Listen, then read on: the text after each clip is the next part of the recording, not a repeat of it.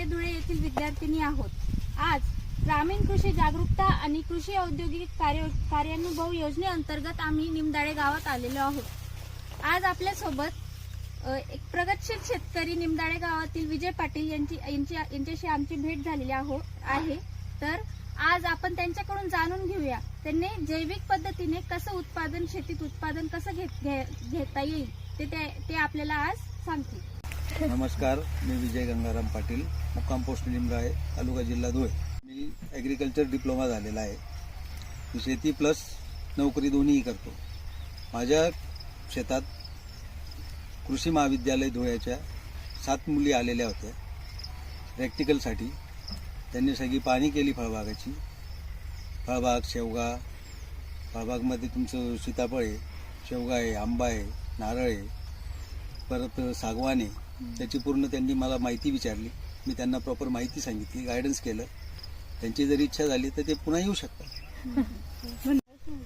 तर काका, आम्हाला एक प्रश्न आहे, म्हणजे तुम्ही हे जैविक उत्पादनाची फोटो काढते जैविक पद्धतीने शेती केली पाहिजे किंवा जैविक पद्धतीने शेती केली पाहिजे. मी धुळ्याला जाऊन SCT वैदिकचा एक प्रोग्राम पाहिलेला होता. त्या प्रोग्राममध्ये बरेच शेतकरी आलेले होते. एक शेतकरी म्हणत होता, मी एका एकरात 40 लाखाचे वांगे काढले. एका एकरात SCT वैदिकी एका एकरात 40 लाखाचे वांगे काढले. एक म्हणत होता, मी टमाटे काढले. कोण म्हणे मी शेवगा काढला, कोण म्हणायचे मी आंबे काढले. प्रत्येकाचं आपण तिथं ऐकलेलं आहे. ऐकून मी स्पॉट व्हिजिट पण करून आलेलो आहे 2-3 ठिकाणी. वांग्यावाल्याच्या ठिकाणी जाऊन आलेलो, शेवगावाल्याच्या ठिकाणी जाऊन आलेलो, सीताफळवाल्याच्या ठिकाणी. तुमचा एकूण क्षेत्रफळ, एकूण प्रोडक्शन एरिया किती आहे आणि त्याच्यात काय काय लागवड केली? एकूण प्रोडक्शन एरिया मी आता 25 एकर डेव्हलप केली. त्याच्यात माझं आहे 12 एकर सीताफळ आहे. त्याच्यानंतर 6 एकर तुमचं शेवगा आहे. उर्वरित क्षेत्रामध्ये आंबे आहेत, नारळ आहे आणि साग लावलेले. त्याच्या पुढे अजून मला डेव्हलप करायचे आहे, पण भविष्यात आता एवढंच केलेलं आहे कारण की एकट्या माणसाकडून होत. घरच्या आहेत सपोर्टला, लहान भाऊ आहे, वडील आहेत, पण मजुरांना भावी. आता एवढं स्टेबल करायचं, त्याच्यानंतर पुढे वाढवायचं. तुम्हाला लेबर कमी आहे, लेबर प्रॉब्लेम येतो ना. प्रत्येक शेतकऱ्याचा तोच प्रॉब्लेम आहे, लेबर प्रॉब्लेम. तुम्ही शेतीसोबतच प्राध्यापक म्हणून पण काम करताय. शेतीसोबतच मी नोकरी पण करतोय, शेती पण करतोय, सगळं सांभाळतो. बाकीचे आता तुम्ही बोलला की 40 एकर तुमची शेती, त्यातली 25 एकरवरती तुम्ही फळबागा आणि बाकी सगळं करताय. तर मग यात प्रामुख्याने येणाऱ्या अडचणी कोणत्या आणि तुम्ही ते कसं सॉल्व्ह करता? प्रामुख्याने येणाऱ्या सगळ्यात मेजर अडचणी, पहिली मेन गोष्ट पाणी. पावसाळा जर व्यवस्थित झाला तर पाण्याचा शॉर्टआउट थांबतो. जर पावसाळा व्यवस्थित नाही झाला तर पाण्याचा प्रॉब्लेम.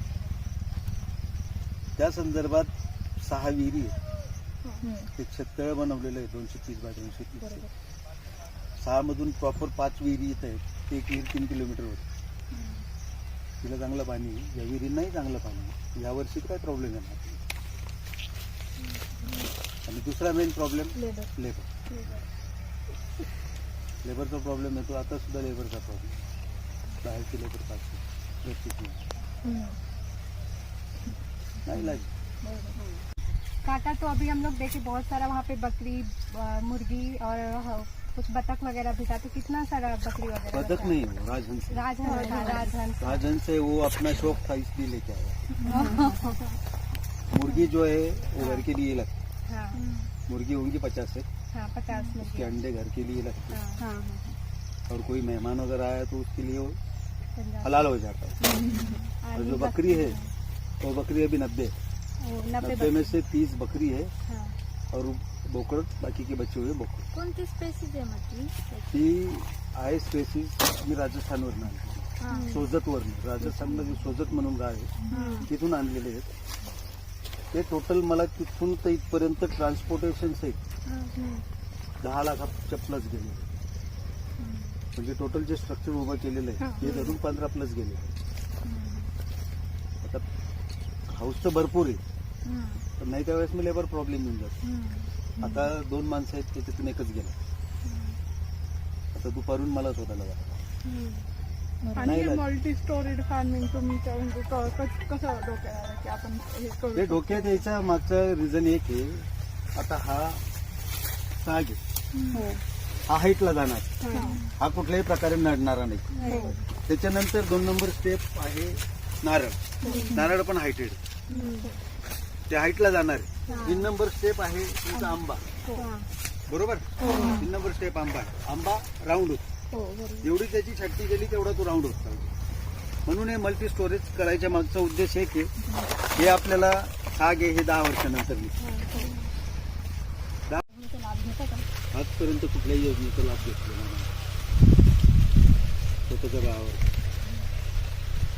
गव्हर्नमेंट कडून सबसिडी मिळते, ती सुद्धा आजपर्यंत कुठल्याही याच्यावर घेतलेली नाही.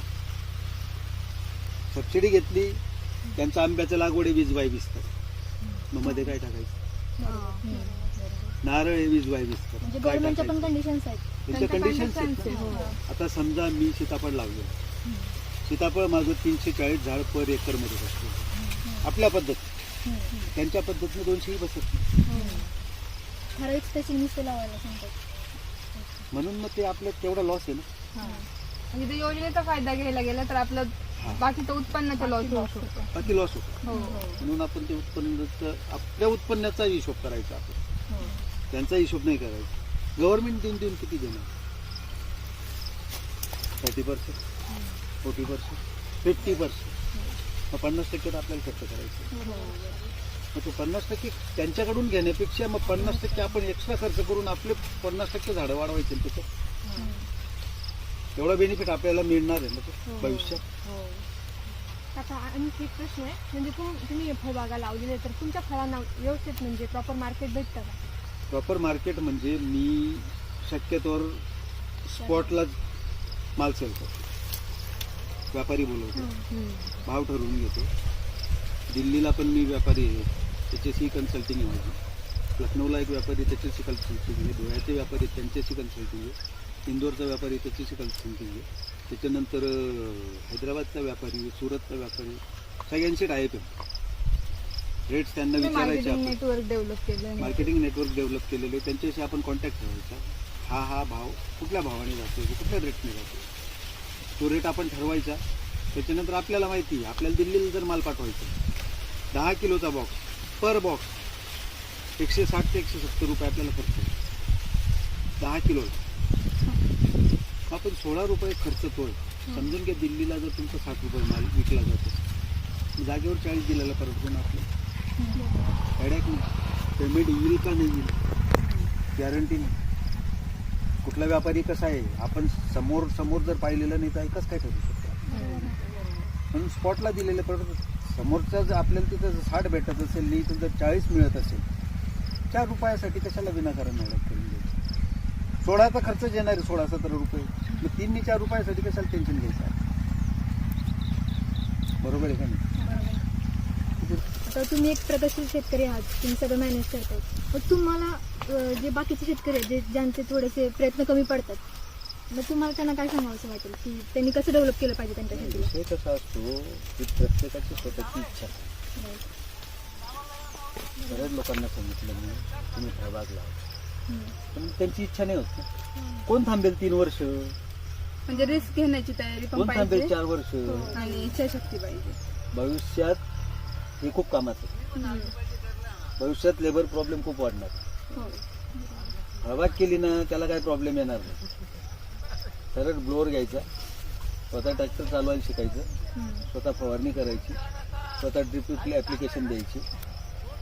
जेव्हा लेबर प्रॉब्लेम येईल तेव्हा पाहिजे.